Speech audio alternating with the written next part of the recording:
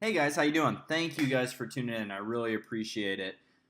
Today was kind of cool. I had my friend Ryan Conley up. He was visiting his girlfriend Lauren Conlin, who some of you guys probably follow on YouTube and Instagram. She's a friend of mine as well, and we were just going through some training. Ryan is a fireman in South Florida. He is also an elite powerlifter, and he was just kind of helping me with how he goes about warming up, some different techniques that he uses in order to help deadlifts and squats, and just kind of overall just had a fun workout, learning a bunch of stuff from him. A lot of stuff about RPR, which if you guys want to know a little bit more about, I'll leave his information in the description box below. But Ryan is so knowledgeable. He's such a great guy. He's turning into a really good friend of mine, and I just really appreciate him taking the time to train with me in the lab, kind of help me tweak a little things on my squat and deadlift, and overall just kind of have a fun session together. I don't train with a whole lot of people too often, so it's good to have someone there that's knowledgeable, loves the sport like I do, and can help push me and stuff. So looking forward to him moving up here and being around more often. But hope you guys enjoy the video. You'll see some clips here of warm-ups and the workout later on, and an interview with him at the end. Hard to do with this because it's so light that you're probably afraid to fall or bust ass. Like it's hard to teach because with this I'm like, I'll fucking literally fall and eat my shit. Yeah. But if I have a little bit of weight on the bar, it's going to be enough to where the bar is staying on the ground, and you're really getting into it. But I like using this as a tool because you can visually see the weights coming off the ground. Right. So I'm here. This is the thing I want you to do is letting yourself down. Trying to, same thing with the squat, throwing myself back. Okay. And when the weight's heavy enough, it's gonna try and pull you back down. So watch Dan Green's 900. Yeah. He fucking goes here, leg drives, his fucking ass shoots up pretty hard, low back stays there, and he pulls through. Their glutes are literally diminished. They're in such a disadvantageous position that they have to erect it with their lower back. So it's almost like if you're a little bit more hunched over like that, it's actually you'll get more positive because you can still have room to. Not necessarily the hunch. You just want to look to see where the pelvis is. Because if you can see it on a lot of guys. I'll try and find some videos of it that they fucking rocket off the floor, right? Like a madman. But then they get to lockout and they're fucking nothing. They just run into like a brick wall.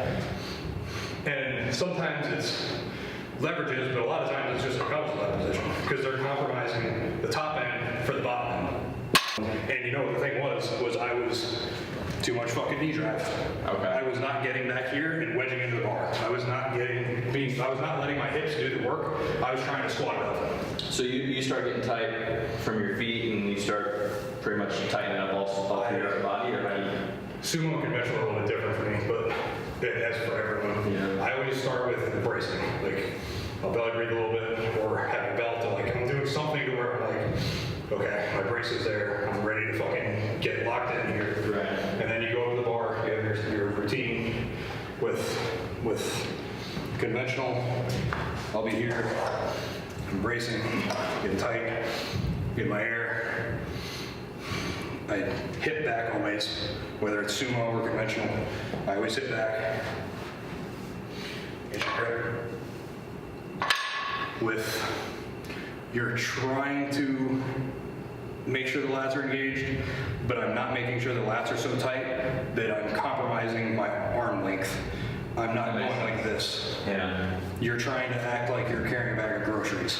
Or they'll do the lat thing. They'll lock out good, but they're here, which is all wasted movement. Right. And that's another thing the USA people does that I think is fucking retarded, because they'll give people a lot of like non-knockouts for shit like this, like their shoulders are back. I'm like, it doesn't fucking matter. If their glutes and the pelvis is underneath them, yeah. Like this isn't a lockout. No. This is a lockout. My arms. But then they want you to go. Yeah, which is completely inappropriate in my opinion. That makes sense. Yeah. If you're there, which is even hard to fucking get into without like. Well, even Steven has a pretty rounded back. Yeah, I've talked to him. Steven has a very, very, very strong fucking back though. His erectors are what makes him strong. Really? So you look at his deadlift and he hit 600. He's exactly what I'm talking about with the no ass. Yeah. His fucking pelvis is completely posterior tilt. He leg drives really fucking hard off the ground, and then he uses his erectors to lock that motherfucker out. and he does a good job at it. But we were training one day, and I'm like, we were doing block deadlifts, and I'm like, I made him keep his pelvis here, and his glutes were on fire. He's gonna use it as long as he doesn't get injured. But I mean, you can get injured having strong quads by being overquad dominant, and your knee gets fucked up. Like, Right. there's all these things that we can look into with that. But Well, that's why a lot of people give Lane so much shit about his form and everything. But he's got a strong back too. yeah, and Dr. Sumigil, he said, the way you squat, like, Is a back dominant squat. well, yeah, but it's like, that is made for your body. Like, Him and Steve you Goggins. can't squat another way and be successful. And it's not dangerous the way he's doing it. Look at Goggins' squats back in the day. Yeah. Him and Lane have very, very similar squat styles, which is they're very fucking strong in their back. They're very hip dominant. Yeah. And if I were, like Lane and Steven both probably have strong back. I'm very strong with hip extension strength and like my glutes, and that's where my power comes from. That's why I'm good at sumo. That's why I have a wide squat stance. Like that's where the wide squat stance allows me to stay upright in my squat. Right. So I don't have to lean forward because I'm wide. That basically it gives me the ability to be a close stance squatter while having wide legs. Well, and that's what makes me think, like, even though I'm a little weaker right now, it's going to take some more practice conventional, but I'm not right like that. Yeah. So, like, But you're going to be able to stay more upright because of the closer stance. So your back oh, okay. is not going to be, well, okay. Lane, I don't think you have very long femurs for your body. No. I think I'm pretty proportional. You're like, proportional. So Lane has extremely long femurs for his body. Right. That's why he has to have a strong back. If I was in the position Lane was in, I would suck at powerlifting. Like, oh no, I do have long femurs.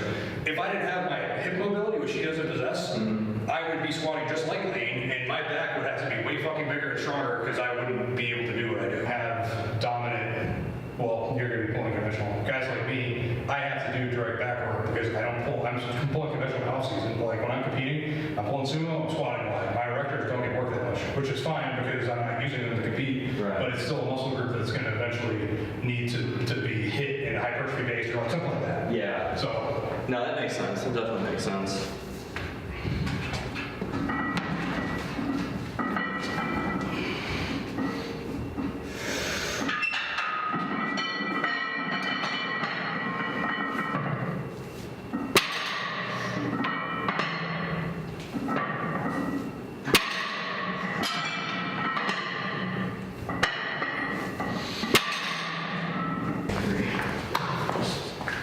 I'd much rather keep moving up and weight and hitting triples. okay. So same thing.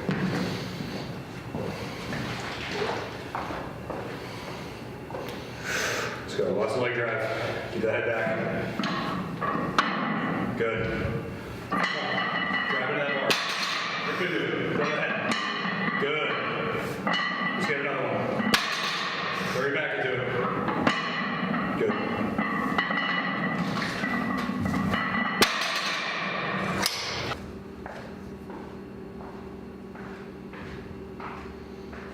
Let's go.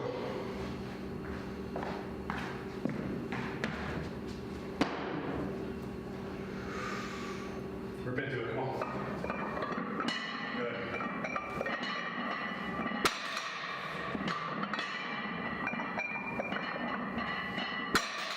Again.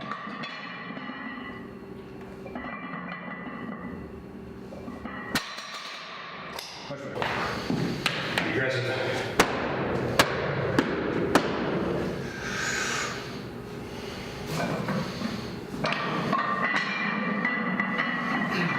Next grip. Let's go, come on. Nice. Keep it close. Good.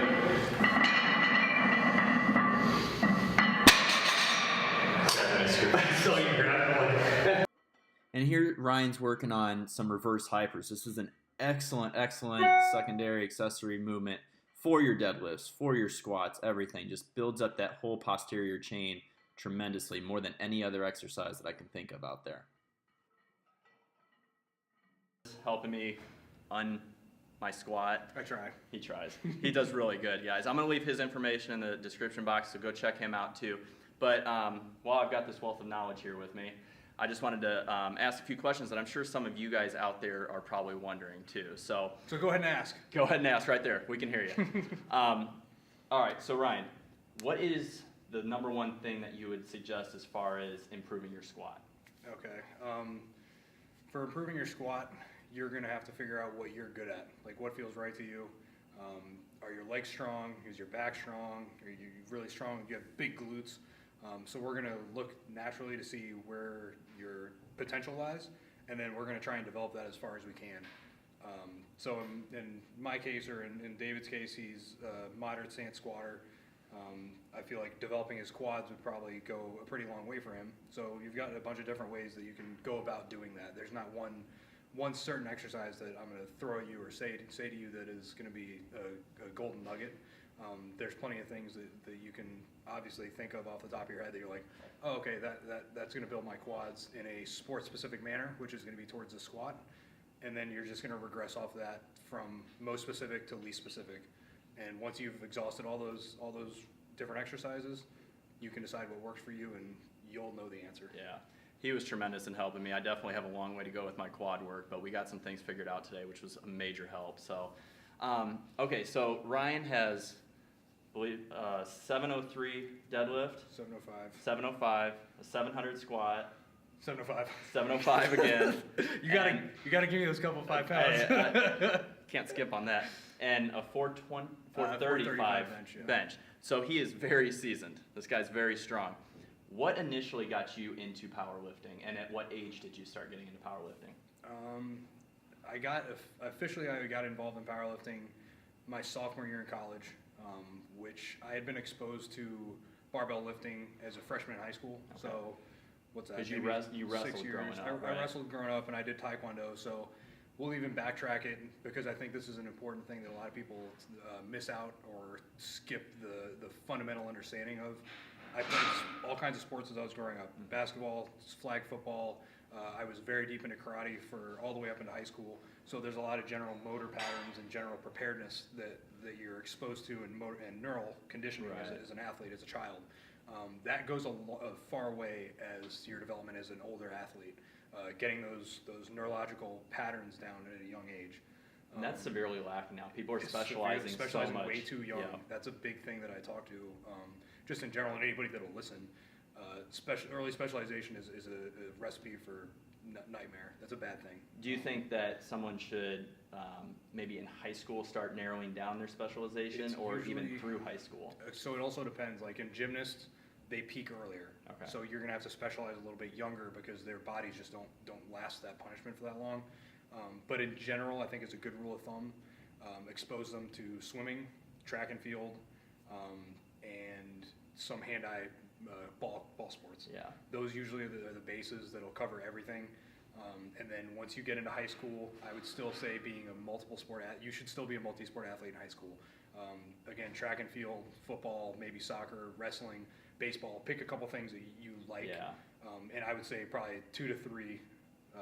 You can even be year-round. I know a couple of guys. One of my good friends was a football player, a wrestler, and played track and field, or ran track and field, and also did cross country for a little bit. So he literally had no off season. Right. But it's a But no all that off season. stuff helped with his overall Everything is an conditioning. overall development, and Yeah. it's no off season as in you are not giving your body a chance to just not be active. You're still learning different things, and you're still pushing yourself in a different capacity. You're pushing tissue in a different capacity, tendons, ligaments, joints.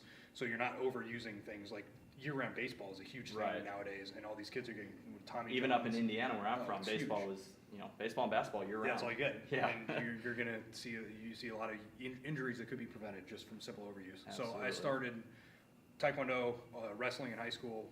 I benched from 3-4 days a week as a high freshman. Yeah. All the way up into senior year. My junior year is when I had some structured weightlifting. I met my mentor Jeremy Herring, who was he's a 530-pound bencher. Oh, okay. Oh, wow. Threw the shot put in college and was the FIU throws coach for a while. Yeah. Very, very intelligent dude. He put me on the path that I'm on today.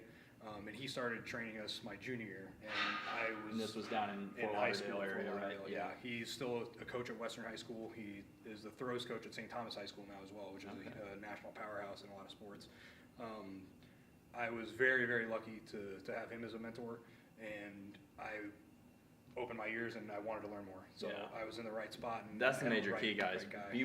Be wanting to Yeah. know more. I Yeah. mean, don't think that you know everything, because okay, we were just talking about earlier. I'm 33. I've been a trainer since 2008. I was an Army combat medic. I have been bodybuilding, weightlifting since high school, and I'm still learning things every day. He gave me a couple cues that you've probably seen in clips already in the video and stuff that just kind of made me open my mind a little bit more and completely changed the movement.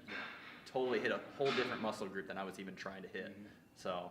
And that happens to me all the time. It's one word. It's the way someone says something to you, it'll just click with you. And somebody, your best friend or your coach, it could be saying the same thing for a year straight, but it's not getting through. And it doesn't matter who says it as long as it gets through to you. Exactly. But yeah, I was very fortunate to have him. I didn't squat and really deadlift good until sophomore year in college. Really? I only benched in high school. I did sled work. And you were at Florida State? I was at Florida State for college. Okay. And naturally, I had very well-developed legs. If you look at my legs when I was wrestling, I had quads and hamstrings and a big glute. So a lot of natural. It was, natural and stuff we power there. cleaned. So like there was some stuff, but like I was not squatting deep. I wasn't doing a bunch of like leg accessory stuff. Were you probably part of quarter squat gang? I don't even know. I might have been. I don't even know. I really didn't. Shout out to quarter squat gang. Yeah, I didn't even really like squatting that much because of the knee pain from wrestling, from taking shots and stuff. I was just like, screw it. I don't want to put more damage on my knees. Like what body weight were you at around that time? I wrestled my senior at 190. Okay. So then, going to college, I did some MMA, and then I was like you, I was tired of being smaller. Yep. And I was like, you know what? I want to put on some weight. I want to get bigger. I like being strong. It's fun. And I just started hammering food and hammering the weights. Yeah, we were talking about diet a little bit earlier, and we're not going to approach it quite the same way that Ryan did, but it's definitely all about getting those calories lots up. Lots of large pizzas and nights at McDonald's, which I don't recommend to anybody, but it got the job done in a very not pretty way. Well, I guess that transitions into this last question. For somebody new, and it doesn't necessarily mean a high schooler, just someone beginning powerlifting right now, what is the number one thing you would tell them to consider? So we're always going to look at training age, so not necessarily age, but training age and training history, where their background is, where they're coming from, how are their movement patterns. So you're going to assess them in that general sense. Can they move well? Can they squat? Can they squat with their glutes or their knees shooting forward way too far? Just general stuff like that.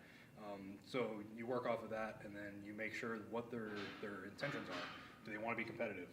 Do they want to put on weight? Are they trying to lose body fat? Yeah. So all of these things are gonna make a mesh. But like if we're talking about somebody who's trying to be competitive in some realm, or like has the desire to compete, maybe not at any world class level, but wants to get better. Get up on the platform at some point. Don't let the small things detour you. We're talking about making a weight class.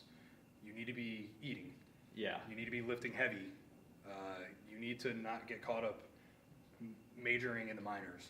We're not worried about the leg extension. We're not worried about, am I overeating carbs? Like, you're trying to gain muscle mass, so don't handicap yourself in these areas that people get caught up in. And guys, your first meet, you're not going to win it.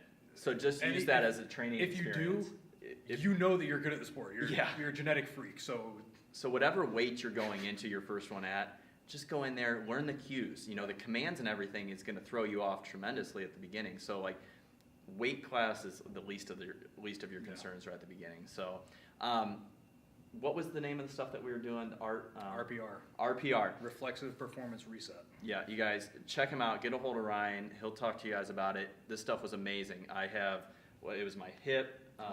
My left psoas was so tight. Like, we didn't do any manual work to the psoas. So this is all neurological changes. Exactly. I did not directly go in and work on the psoas. It's all about finding places, rubbing it. We were rubbing the sternum, trying to work on belly breathing. Not belly so much. breathing is huge. Yeah, huge. I'm very much so a mouth breather, which is not something. It's an insult as well as an insult to performance. Yeah, absolutely. But Ryan, thank you so much, brother. It was great. Thank you for having me. Thank you guys for tuning in.